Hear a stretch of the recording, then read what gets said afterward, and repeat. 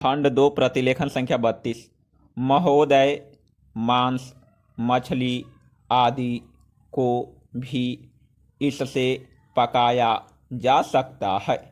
Solar heater सार्वजनिक स्थानों जैसे अस्पताल, होटल, कारखाने आदि में पानी गर्म करने के लिए काम में लाए जाते हैं।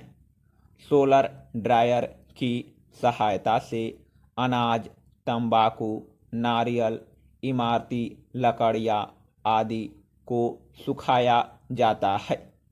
अब तो ऐसे सौर संयंत्रों का विकास किया जा रहा है जिनसे समुद्र जल के खारेपन को दूर किया जा सकता है और सौर से हमारे दूर दराज के गांव भी अब प्रकाश से जगमगा उठेंगे और गांव भी शहरों की तरह सभी आधुनिक साधनों से संपन्न हो जाएंगे।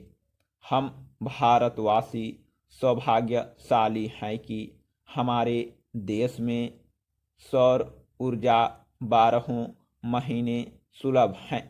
हमें चाहिए कि हम सौर ऊर्जा का भरपूर लाभ उठाएं। इससे न केवल पारंपरिक ऊर्जा की बचत होगी, पेट्रोल, डीजल, मिट्टी का तेल आदि के लिए विदेशी का मुंह नहीं ताकना पड़ेगा, बल्कि विदेशी मुद्रा में भी ज़्यादा बचत हो सकेगी। निस्संदेह सौर ऊर्जा की क्रांति से सामान्य व्यक्ति को लाभ मिलेगा और देश चहुमुखी विकास का स्वप्न साकार कर सकेगा। चुनाव के पहले की स्थिति से देश गुजर रहा है।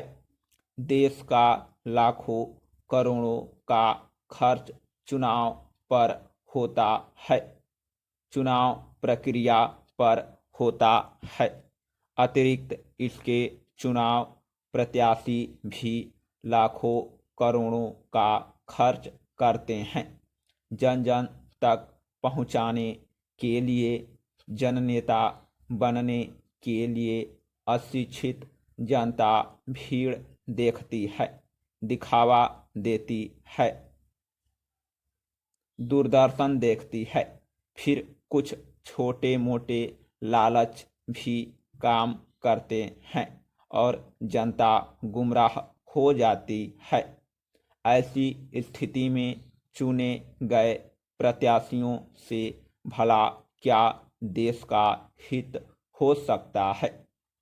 शिक्षित बुद्धिजीवी व्यक्ति चुनाव प्रक्रिया से, चुनाव परिणामों से हताश होकर प्रक्रिया से ही अपने को दूर रखने का उपक्रम करते हैं या करने को मजबूर हो जाते हैं।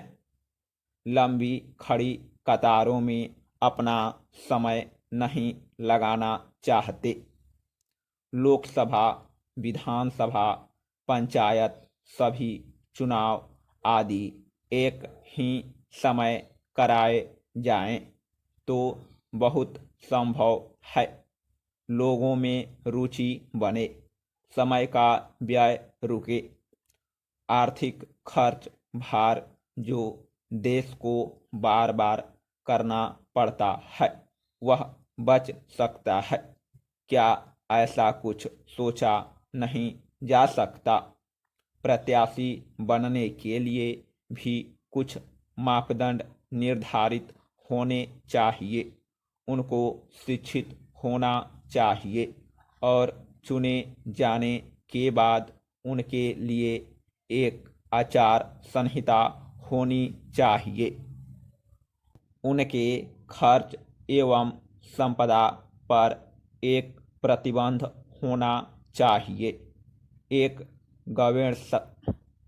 गवेषणात्मक दृष्टि होनी चाहिए। समाज का हित चाहने वाले ऐसे चुनिंदा लोगों का जीवन महात्मा गांधी की तरह सरल, स्वच्छ एवं सादगी वाला होना चाहिए। यदि ऐसा होने लगे तो व्यापारिक भावना से आने वाले प्रत्याशी स्वयं हट जाएंगे। अच्छे चुनिंदा व्यक्ति ही देश को सही दिशा दे सकते हैं, देश का हित कर सकते हैं।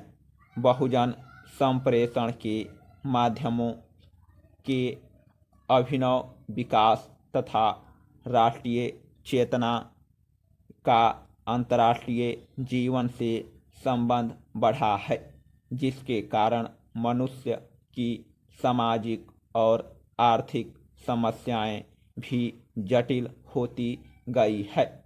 वैज्ञानिक और तकनीकी विकास भी निरंतर उधरोन्मुखी हो रहा है।